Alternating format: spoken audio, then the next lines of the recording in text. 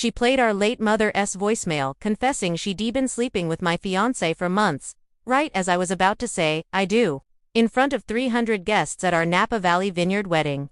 The bride, who everyone thought was unbreakable, shattered the silence with revenge, so cold-blooded the entire California wine country still whispers about it 3 years later. Everyone saw me get humiliated. But nobody saw what I did in the weeks that followed. Keep listening if you want to know how I buried them both without shedding a single tear. What would you have done? The rolling hills of Sonoma were drenched in golden October light the day I married Calvin Caldwell. I spent 2 years planning every detail at Silver Oak Estate. The string quartet playing our song. The 15-tier cake flown in from Latteray in Paris. The custom Vera Wang gown that made me feel like royalty. My father, Senator Harlan Smith, stood proud in the front row, finally sober enough to walk me down the aisle. My stepsister, Brooke, sat 3 rows back in a slinky black dress that screamed funeral instead of wedding, her phone hidden in her lap like a loaded gun. Calvin looked perfect at the altar, tall, sun-kissed surfer hair. That Stanford smile that made venture capitalists open their checkbooks. When the officiant asked if anyone objected, the vineyard went church quiet. Then the massive oak beam projector we'd rented for childhood photos flickered to life. My mother's voice, recorded 2 weeks after her stage 4 diagnosis, raspy from chemo, filled the crisp air. Angelina, if you're hearing this, I'm gone. There's something I have to tell you before I can rest. Calvin has been coming to the hospital almost every night. At first he was comforting me. Then it turned into more. I was lonely, sick, terrified. He said he loved me. We slept together, baby, many times. I'm so sorry. A collective gasp sucked the oxygen from 300 lungs. My maid of honor, Jess, dropped her bouquet. Phones shot up like periscopes. My father turned the color of ash. The recording kept playing. Brooke had somehow gotten the private voicemail meant only for me. Edited in hotel security footage timestamped from last spring. Calvin slipping into Mom's private suite at UCSF. Emerging hours later, adjusting his tie. Brooke stood slowly in the back row, red lips curled in victory, and mouthed 2 words I read perfectly. Got you. Calvin's mouth opened and closed like a fish drowning in air. Angelina, I can explain. I didn't scream. I didn't faint. I simply reached up, unclasped the 6-carat canary diamond he'd proposed with on a yacht in Tahoe, and let it fall into the dusty vineyard soil between us. Then I turned and walked down the aisle, alone, my $15,000 gown, trailing through crushed Cabernet grapes like I was bleeding purple. Jess was already revving her white Range Rover at the service entrance. I climbed in, kicked off my crystal-embellished heels, and opened my laptop while she floored it toward San Francisco.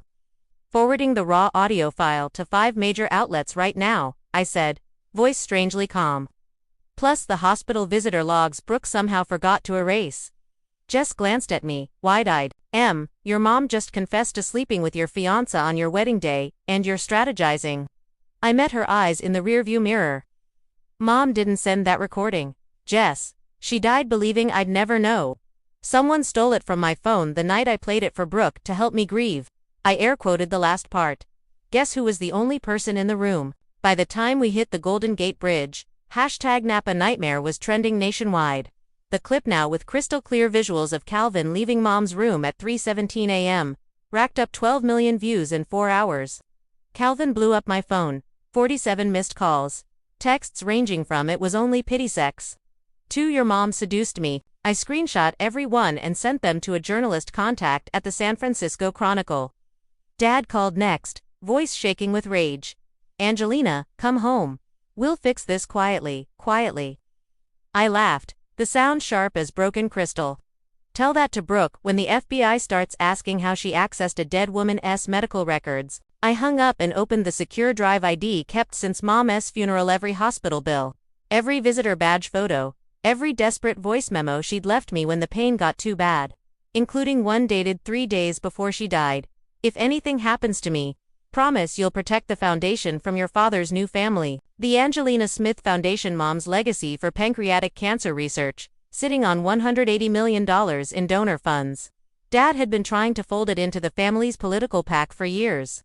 Brooke wanted the directorship to launch her influencer philanthropy brand. They thought humiliating me would force me to disappear quietly and sign over control. They forgot who taught me how to fight dirty. That night in Jess's Pacific Heights apartment, I poured a glass of 1997 Screaming Eagle Irony and started making calls. First to the forensic audio expert who'd testified in the Theranos case. Then to the private investigator I'd hired 6 months earlier when Calvin started getting cagey about late nights at the hospital. By morning, I had metadata proving the voicemail had been sliced and diced on Brooke's MacBook 2 nights ago. I had ring camera footage from our shared Lake Tahoe cabin showing Calvin and Brooke laughing over the edit at 2 a.m. Her saying clear as day, "Once Angelina hears this at the altar, she'll be too destroyed to fight us for the foundation." I saved everything to an encrypted folder titled Insurance. Then I did the one thing nobody expected. I went live on Instagram from Jess's balcony, Golden Gate Bridge, glowing orange behind me, still in my wedding gown stained with vineyard dirt, holding a glass of wine like nothing had happened. "Hi everyone," I smiled, perfectly calm. "By now, you've seen the video. Yes, my fiancé slept with my dying mother. Yes, my stepsister weaponized it on my wedding day.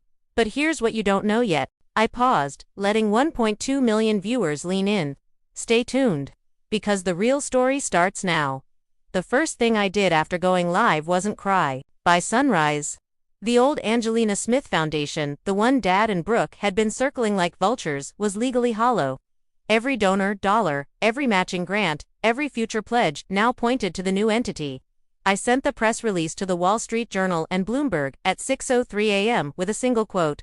"My mother's legacy will never be weaponized for political campaigns or Instagram clout." Effective immediately, control has been protected from anyone who would exploit a dying woman's name. The internet detonated a second time. Brooke tried damage control on TikTok. Fake tears and all. My stepmother wanted me to have a platform for good. The comments eviscerated her in real time. Someone stitched the wedding footage with her old lives bragging about manifesting directorship. Another dropped the Tahoe ring footage. Within hours, #BrookeIsOver party trended above the election. Calvin lawyered up fast. Some shark from Quinn Emanuel who specialized in crisis PR for tech bros caught with interns. They released a statement claiming the affair was consensual comfort during terminal illness, and that I was exploiting grief for financial gain. I let Jess leak the hospital visitor logs showing Calvin billing his startup for 43 charity visits at $2,000 a pop, tax deductible compassion. His Series C round imploded before the ink dried. Sequoia and Andreessen both pulled term sheets by noon. Dad called again, screaming about family loyalty. I put him on speaker while I signed the new foundation's first check. $25 million to pancreatic cancer immunotherapy at UCSF, the exact wing where Mom died alone while he was at a fundraiser in Sacramento. "Harlan," I said, using his first name for the first time in my life, "the only loyalty you ever showed was to your donor list. Mom's dead because you couldn't be bothered to show up sober. Brooke just made sure the world knows it." Then I hung up and blocked every number with a 202 area code. 3 days later, I flew to New York because commercial would have been a circus and walked into the annual Cancer Research Gala at the Met in a blood-red Oscar de la Renta column gown that cost more than Brooke's Birkin collection. Cameras flashed like lightning. I smiled, posed, and when Vogue asked about the wedding, I simply said, "Some people burn bridges. I prefer to buy the river." That night I sat down with Dr. Sofia Ramirez, the oncologist who'd held my hand when Mom flatlined. She'd been quietly blackballed from speaking gigs after refusing Dad's donation that came with strings. I handed her a folder, a $40 million endowed chair in her name, full independence, plus a seat on my new board.